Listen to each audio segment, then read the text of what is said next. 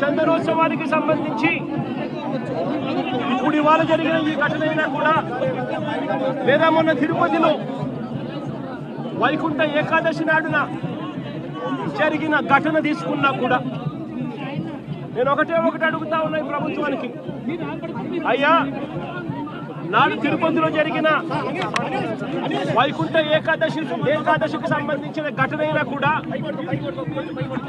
ఈరోజు చందనోత్సవానికి సంబంధించిన జరిగిన ఘటన కూడా ఏ రోజు చందనోత్సవం జరుగుతుంది, ఏ రోజు వైకుంఠ ఏకాదశి వస్తుంది అన్నది ప్రభుత్వానికి తెలియదా అని అడుగుతా ఉన్నా.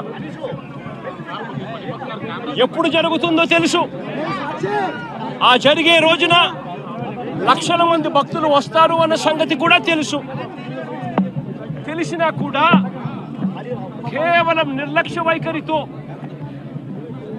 అనేక మంది ప్రాణాలను బలికొన్నారు.